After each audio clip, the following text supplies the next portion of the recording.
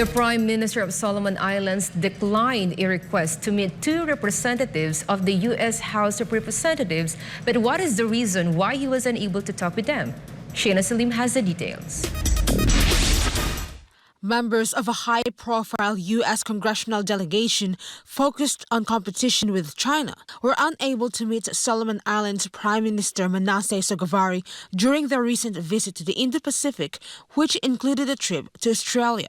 U.S. House Representative Neil Dunn of Florida and U.S. House Delegate Amoa Amata of American Samoa visited the Solomon Islands earlier this week, stating that failure to meet Sogavare was a missed opportunity. A press release from the House committee said the Prime Minister failed to meet the American delegates for a reason that he was unable to make time in his schedule. The visit comes weeks after Sogavare met Chinese President Xi Jinping in Beijing, where the two leaders signed a raft of deals covering development, trade, infrastructure, as well as policing. The police cooperation deals allows China to maintain a police presence in the Solomon Islands for another 3 years. The two leaders also agreed to establish a comprehensive strategic partnership and signed an agreement to allow expansion of China's Belt and Road Initiative. Sogavare also signed a security agreement with China last year, which earned criticisms from the United States, Australia, and New Zealand, although Beijing and Honiara have denied the possibility of a Chinese military base in the Pacific nation. Australian think tank Lowy Institute reported that China is the Solomon Islands' biggest trading partner and became its second largest official development assistance donor in 2021. The visit comes amid a growing struggle for influence between the U.S. and China in the Pacific region. Reporting from New South Wales, this is Sheina Selim, SMNI News. The Prime Minister of Australia is set to defend the country's controversial trilateral security deal with the U.S. and United Kingdom in a national conference scheduled on Friday. Saja has a report. The showdown is set to unfold at a key decision-making conference on Friday as disapproval over plans to invest billions of dollars in the nuclear-powered submarine grows. Under the deal, the United States and Britain will supply Australia with 8 submarines. The former head of the U.S. Pacific Command stated that military vessels will help deter China from invading Taiwan, which implies Australia is preparing to spend billions to fight a war not of its own. Meanwhile, the Chinese state media has accused the AUKUS partners of pure deception regarding the Nuclear Non-Proliferation Treaty or NPT and warned that UK, Australia and the US embark on a path of error and danger.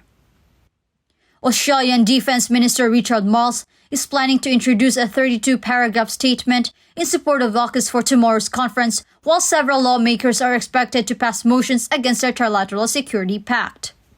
The debate surrounding AUKUS comes at a time when Albanese accepted an invitation to visit China sometime this year. Reporting from Sydney, this has been Sasha Hassa, SMNI News, Australia. As India will make history on the moon, Russia's space agency Roscosmos has confirmed the Luna 25 automatic interplanetary station's successful entry into lunar orbit, heralding a significant step toward a historic landing. Justin Nazario has the details. Russia's space agency Roscosmos has confirmed the Luna 25 automatic interplanetary station's successful entry into lunar orbit, heralding a significant step toward a historic landing on the moon's surface. Roscosmos declared that all systems on Luna 25 are operating normally, maintaining stable communication. The mission signifies Russia's maiden contemporary endeavor to land an automatic station on the moon. The mission aims to advance soft landing technology, analyze lunar soil, conduct extensive scientific research, and particularly scrutinize the moon's south pole and exosphere. Distinguishing itself from prior missions targeting the moon's equatorial region, Luna 25 is set to attempt a soft landing in the challenging polar terrain. The anticipated landing date is August 21. The Luna 25 mission launched on August 11 via the Soyuz 2.1B rocket from Russia's Vostochny Cosmodrome. The probe has successfully initiated research operations and begun transmitting data to Earth, which is undergoing analysis by the scientific team. Luna 25 continues the legacy of Russia's earlier lunar exploration endeavors and is named in homage to the Soviet-era program that dispatched 24 probes to the lunar surface from 1958 to 1976.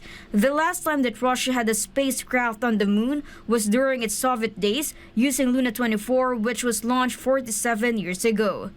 Meanwhile, Luna 1 was launched as part of the Soviet lunar program in 1959, the first human-made to reach the heliocentric orbit. Russia's lunar mission coincides with India's Chandrayaan-3 lunar lander, which was launched on July 14 and entered lunar orbit on August 5. India's lunar lander is currently lowering its orbit in preparation for its landing attempt expected to happen on August 23. Amid the speculations of a so-called lunar race, due to the renewed global interest of various countries sending their spacecraft to the moon, only China has landed successfully so far this century via Chang'e 3, 4, and 5. Reporting, this is Minister Nazaria as News.